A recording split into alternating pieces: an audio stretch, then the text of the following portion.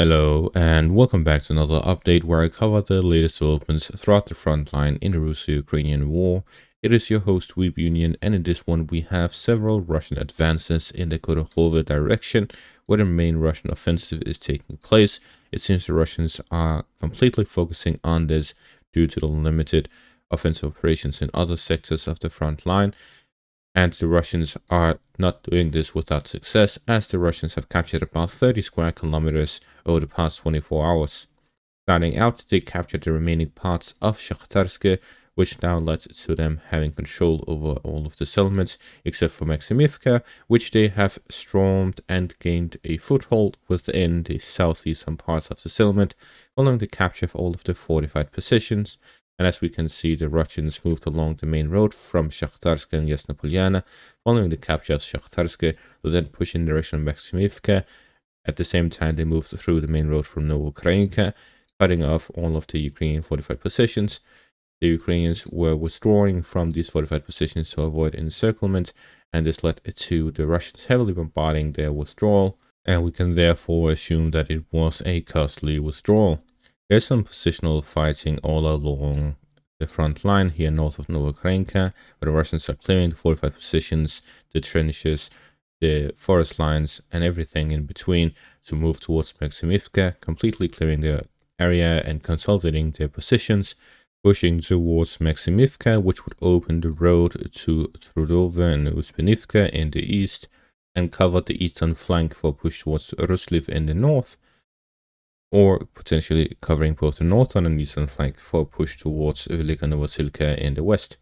So generally, gaining control over Maximivka is the final point, the final settlement in the Russian offensive operations here by Novoukrayinka, Yasna Polyana, north of Volodar, where they then will use that as a springboard for the next push in either of these three directions, or all three at the same time. At the same time, the Russians are moving south of Maximilianivka, in the direction of the river line. Here they are expanding along the forest lines, expanding the front line near Kurakhove, and moving the direction of the river line, moving through Konstantinivka. So we see that the Russians are generally pushing towards the river line from the northern and southern direction. This points towards a push to push the Ukrainian soldiers out of this area, creating a pocket to force them to withdraw towards Kurakhove, where there's heavy fire by the Russians. The entire area of Kurakhove is completely covered by Russian fire, artillery, FPV drones, and so on. Pushing the Ukrainian soldiers into that or away from this river line will generally allow the Russians to capture a lot of territory and free up a part where they can heavily bombard the Ukrainian positions. And the reason why is they would risk encirclement if they don't. The Russian capture of the forest lines here to the north also flanks some of the fortified positions of the Ukrainians, like the defensive line here north of Antonivka.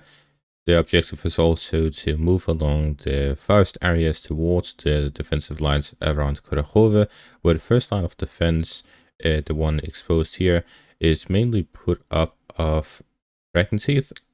The next one is of trenches and firing positions, and following that there are additional trenches. We see here that the marked out locations are mostly trenches and firing positions, following some anti-tank ditches.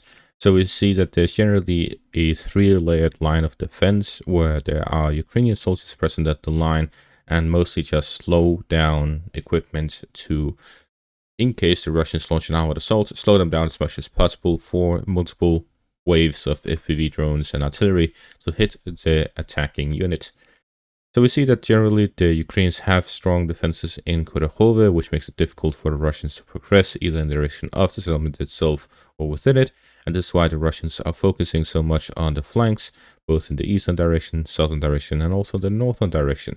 But the Russians are now expanding west of Selidove. Following the capture of Vishneve, they're now pushing in the direction of Ryorivka. In the direction of Novo-Oleksivka, the Russians are also advancing in that direction to gain control over these settlements west of Selidove, allowing the Russians to then start fighting over the fortified positions in this second line of defense south of Pokrovsk, as well as push generally in the southern direction. They would need a stronger flank in the western direction to make a push towards Andrivka and this general line of defense here north of Kurakhove. So we see that there's a lot of fighting that's going to be taking place across this entire section of the front line north of Kurakhove, as Russians encroach on Kurakhove from the north. In the Serbets River direction, the Russians have advanced in the eastern parts of Terny, where they have managed to advance along the main road east of Terny towards the settlement itself, and closed the Ukrainian pocket northeast of the settlement. So we see that the Russians first got a foothold within Terny, the Ukrainians counterattacked to push them out, and then now the Russians pushed to gain an additional foothold within Terny from the eastern direction, while still holding on to something they had in the northeastern outskirts. So this allowed the Russians to now have two roads in and out of Terny and heavy pressure on the northern outskirts of the settlement, exactly as I was expecting. There's still the third road here in the central parts of Terny, which the Russians will likely look to connect with, which will create a wide front here in the Terny direction and allow the Russians to overwhelm the Ukrainian defensive capabilities by launching enough attacks from multiple directions to limit their ability to hold back these offensive operations.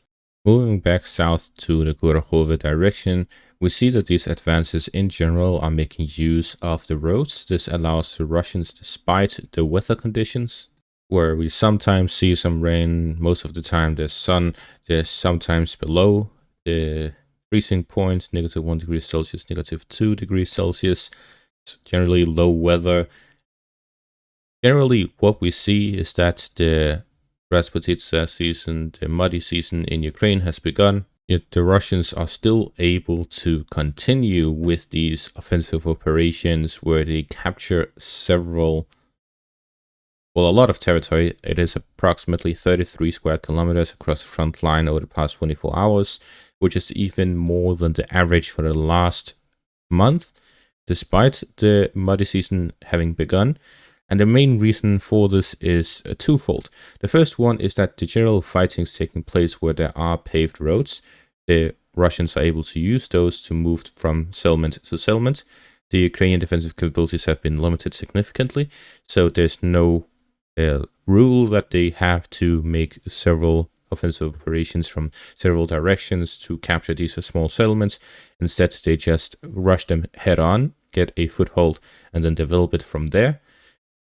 So as long as these roads are being able to be used, then the Russians can simply advance through them.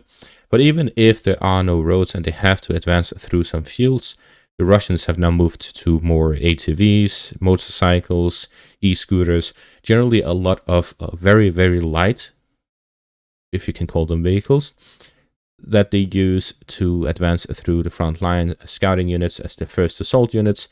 And this has allowed the Russian forces to advance despite these weather conditions, because they don't really get stuck in the mud when you have an ATV. Of course, that doesn't mean it can't get stuck in the mud, but it's very unlikely, and it is much more difficult than getting a tank stuck.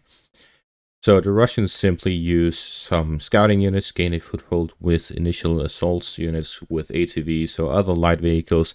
Then they move through the roads with their heavy armored equipment, and that is how they take over these settlements. In areas such as this one, where there's no paved roads, simply forest lines and so on, they simply use these infantry units with ATVs and light equipment that allow them to then move on to the forest lines, deploy their units, and this allows them to take control over these forest lines without getting stuck in the mud. So in general, the Russians are not worried about getting stuck in the mud with their new assaults, which have adapted to the seasonal changes. Meanwhile, Ukrainian defensive capabilities with the Leopard tank, for example, which took place here in the north of Antonivka, would be very limited now that the muddy season has begun, because the Leopard tank very easily gets stuck in the mud, even more so than Soviet tanks. The Ukrainians have in general also adapted to the muddy season, but the Russians are said to be superior in this regard in terms of adapting to the situation, in terms of the weather conditions. So in general, we see that the Russians continue advancing across the front line, larger advances over smaller areas or smaller sections of the front line as the Russians concentrate their offensive operations. It is clear that their target right here and right now is Kurakhove, where all of their efforts are put in.